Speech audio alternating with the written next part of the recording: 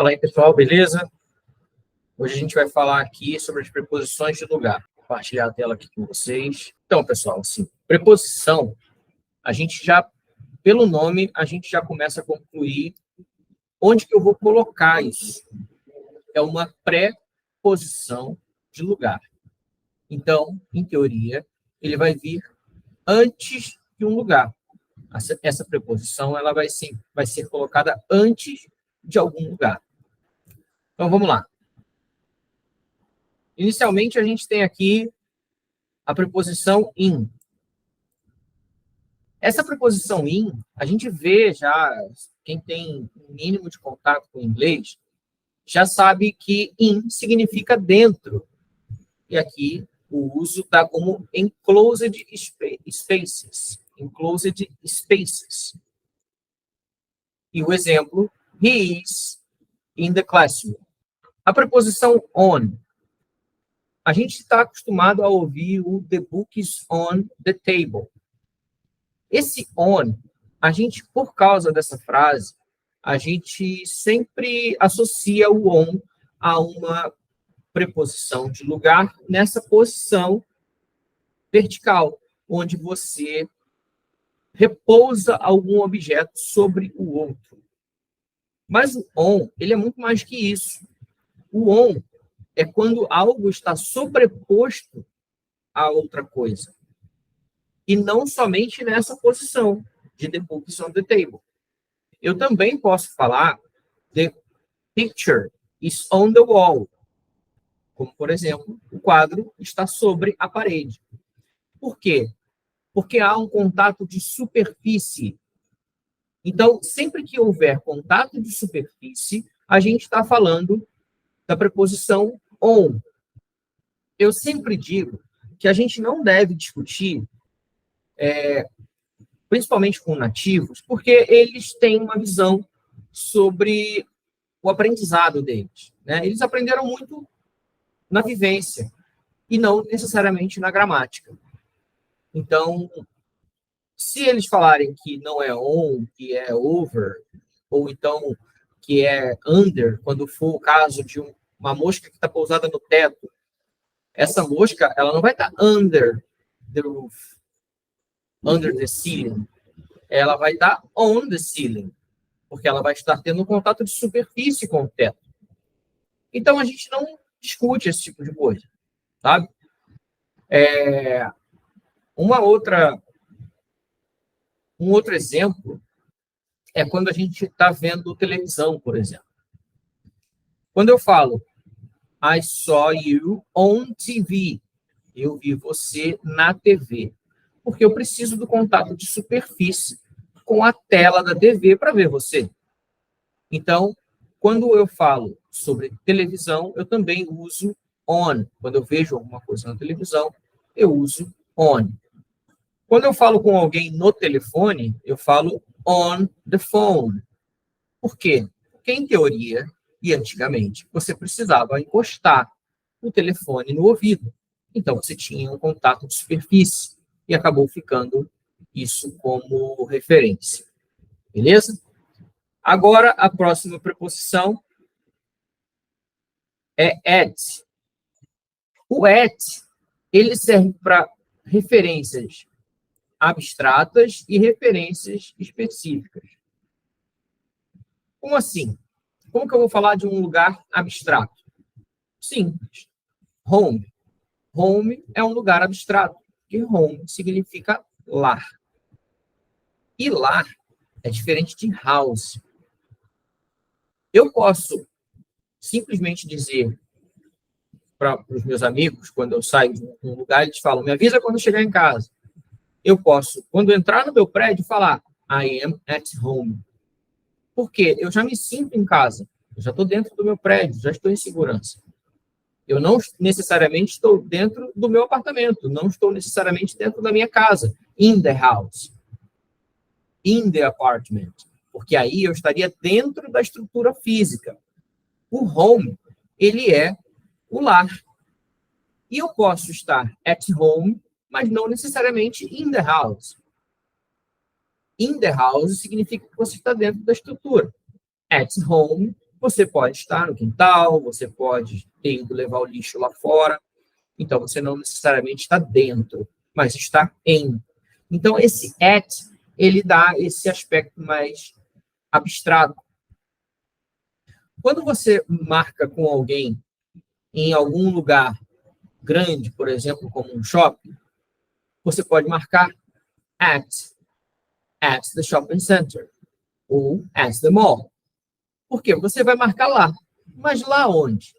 Aí você pode dizer in front of the cinema, in front of McDonald's. E aí você está dando uma referência de fato de onde você vai estar lá dentro do shopping. Quando você fala I am at the office, eu estou no escritório,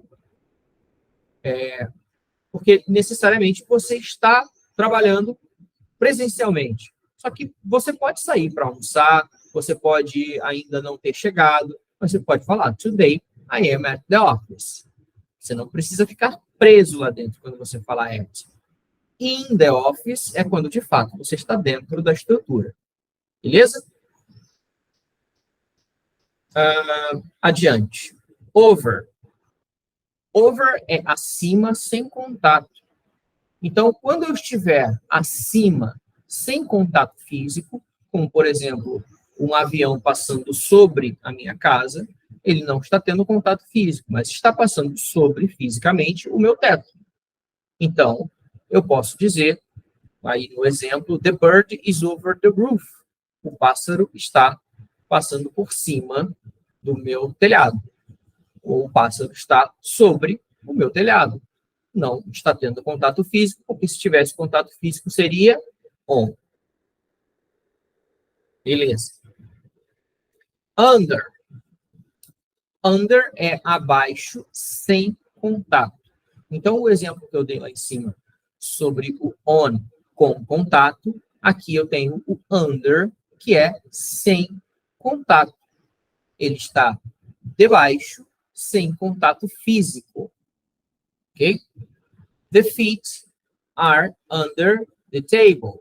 Então, os pés estão debaixo da mesa. Eles não estão tendo contato com a mesa. Beleza? Behind. Aqui eu posso observar uma coisa que eu sempre gosto de sugerir aos alunos. O que é be? Be é o verbo to be, ser e estar, certo? Hind, ele dá a lembrança do hide, que é se esconder, né? Então, quando eu falo behind, eu posso sugerir que é algo que está atrás, né? Ele está escondido, está behind, está atrás. The wall is behind you. The wall is behind me. Então, a parede está atrás de mim. In front of. In front of é em frente de.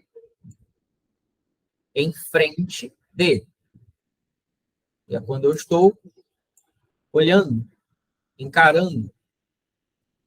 You are in front of the board. Eita, desci muito. You are in front of the board. Beleza? Above. Above e below é acima e abaixo de uma linha imaginária criada pelo homem. Então, quando eu falo que alguma coisa está above, ela está acima, e quando alguma coisa está below, ela está abaixo. Lembrando novamente, be, low. Low é baixo, be é o verbo ser ou estar. Então, está baixo, está abaixo de uma linha imaginária. Por quê? Porque se fosse fisicamente, seria over ou under. Above e below é abstrato. Então, quando eu falo que alguma coisa está acima de mim, por exemplo, o meu chefe está acima de mim. He is above me. Por que é above? Porque ele está acima de mim hierarquicamente. A hierarquia é uma linha imaginária. Então, é nessa situação em que a gente pode trabalhar. Sempre que uma coisa for acima ou abaixo de uma linha imaginária, a gente usa o above e o below. Between. Be, ser ou estar. Twin, lembra, gêmeos, twins. Então, está entre gêmeos? Não, está no meio de duas coisas. Então, between está entre duas coisas. Por que é especificamente entre duas coisas? Porque também existe o among e o amongst. O among e o amongst significam exatamente a mesma coisa. Por que existe um e por que existe outro? Não sei, mas os dois significam a mesma coisa. E os dois significam entre, ou seja, no meio de mais do que duas coisas. Então, between é entre duas coisas, e aí aqui eu tenho o exemplo. Between the cross and the sword, que seria entre a cruz e a espada, que seriam duas coisas, não necessariamente as duas coisas precisam ser iguais. Between two people, pode ser, mas eu também posso ter duas coisas diferentes, desde que sejam duas coisas. Quando são mais do que duas coisas, tem que ser politics among nations. Seria política entre nações. E aqui eu estou falando de nações em geral, eu não estou falando de duas nações somente. Se fossem duas nações somente, seria between United States and Russia, por exemplo. Então, seriam duas nações, entre os Estados Unidos e a Rússia. Beleza. From e to. O from é de, no sentido de origem, e o to é para, no sentido de destino. Então, mesma referência dos e-mails. From é quem envia o e-mail e to é o destino do e-mail, é para quem você envia aquele e-mail. Então, quando você vai ver aqueles e-mails que tem uma cadeia de e-mails maior, você normalmente tem essa explicação, né? From, o usuário que mandou aquele determinado e-mail, e o to, o usuário que recebeu aquele determinado e-mail, tá? Então, from indica a origem, to indica destino. Só que, por muito uso, o from ficou associado só a I am from Brazil, por exemplo. Só que serve para tudo. Sempre que a gente for falar de origem, a gente vai usar o from. Where is it from? De onde é isso? Você não precisa falar necessariamente do país. Você pode dizer que this is from my company. Isso é lá da minha empresa. Ok? O to. Aqui eu sempre faço uma referência entre o to e o for. O for que também é para. Só que o to é para no sentido de destino. O for é para no sentido de por você. Então, quando você pede para alguém fazer alguma coisa para você, onde você é o objetivo, por exemplo, compre um presente para mim. Para mim, porque eu quero receber esse presente. Quando você fala assim, eu tenho que comprar um presente para o meu sobrinho, mas eu não tenho tempo de ir ao shopping. Você compra por mim? Você também poderia usar, você compra para mim? Aí a pessoa vai poder comprar um presente para o seu sobrinho, que é o destino, seria to your nephew, por você, for you. To your nephew, for you. Beleza? Seguindo. Next to, close to e near. Os três significam perto. Quão perto? Depende da referência. Existem as proximidades. Quando eu falo alguma coisa next to, eu tendo a dizer que é a próxima, uma vez que next significa próximo, ou próximo. Então, next to é o mais perto. E a gente sempre tem a referência do metrô. Next station, por quê? É a estação seguinte, é a mais próxima.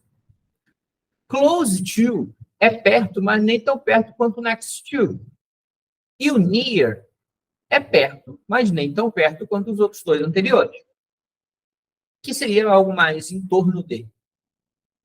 Então, o next to é o mais perto, o close to é mais perto, é menos perto que o next to, e o near é o mais afastadinho.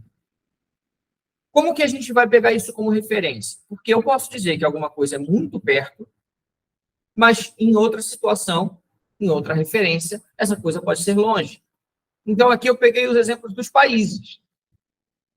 Argentina is next to Brazil, porque é colado. Nós temos fronteira com a Argentina. Chile is close to Brazil. Não é tão perto quanto a Argentina, porque nós não temos fronteira com o Chile. E o México é perto do Brasil, porque não está nem na América do Sul. Beside. Beside, mesma coisa do between, below e behind. O beside, você pode dividir com o be, ser ou estar, e o side, que é lado. Beside, estar ao lado. Então, side by side, quando alguma coisa está do lado. Santander Agency is beside Itaú Agency. Uma agência está do lado da outra. Against. Against é contra. Quando alguma coisa está contra a outra. Então, quando você fala que você vai montar um castelo de cartas, você apoia uma carta contra a outra. Aí eu também tenho o exemplo, my hand is against the wall. Normalmente, quando a gente está apoiado na parede, eu posso dizer que minha mão está contra a parede. Quando você fala que você arremessou alguma coisa contra a parede, não recomendo que ela quebra, vai ser alguma coisa against the wall. I throw something against the wall. Across e across from. Across é do outro lado, across from é do outro lado de. Você vai usar isso de acordo com a sua referência. You are across from me. Eu sou a referência, então você está do outro lado de mim. Se sentarmos em uma mesa, você senta de frente para mim. You are across from me. Você também pode dizer across the street. I live across the street. I live across the city. Você mora do outro lado da cidade. E tá tudo bem? Beleza? Along. Along é ao longo. Também é uma preposição de lugar. Eu posso dizer que as cadeiras estão ao longo da mesa. Around. Around. Aqui você tem o a, que é o artigo indefinido um ou uma. Round, que é redondo, em torno, uma volta, um turno. Então, around pode ser uma volta. In a circle or in a circumference. The ring is around your finger. Então, está em torno do seu dedo. By é o mesmo que beside. The guy is by my side. Ele está ao meu lado. Enquanto beside, aqui em cima, você já associa do lado, aqui você usa a preposição para ao meu lado. Você virou à esquerda. Também serve para o by. Inside e outside. Se você dividir a palavra, você tem in, que é dentro, side, que é lado. Então, seria do lado de dentro. The brain is inside the head. Outside, você tem the man is outside the house. Então, o homem está do outro lado da... Perdão. O homem está do lado de fora da casa. Aqui eu tenho duas preposições de movimento. Como eu não vou dar uma aula só para essas preposições de movimento, eu peguei esses dois exemplos para colocar aqui. Então, into, que é in, é dentro, to é para. Então, seria para dentro. É quando alguma coisa está se movimentando para dentro de outra. E aí eu tenho o exemplo, the music goes into my head. A música vai para dentro da minha cabeça. O onto, ele seria on, é sobre, to, é para. Para sobre, não faz sentido, a gente não tem isso aqui. Mas, se você for pegar o onto para traduzir em todos os exemplos, vai ficar com aquela sensação de que é quando alguma coisa está indo ter contato físico com a outra. E aqui, no Brasil, a gente fala para cima. Então, por exemplo, eu estava na calçada e o carro veio para cima de mim. Por quê? O carro veio na minha direção, ele ia ter um contato físico comigo, mas eu desviei. The car was going onto me. But I deflected. Mas eu desviei. Ou quando alguém vai para cima de outra pessoa. Enfim, o onto, ele é nesse sentido de para cima. Mas não para cima para o alto. Para cima de ter contato. Para cima de encostar. Por isso que é on. Beleza? Não é uma preposição tão comum. Não é uma preposição tão usada. Mas ela é interessante. Beleza? Então é isso, galera. Por hoje, a gente vai finalizar só com essa explicação mais básica. Deixa eu finalizar aqui a apresentação.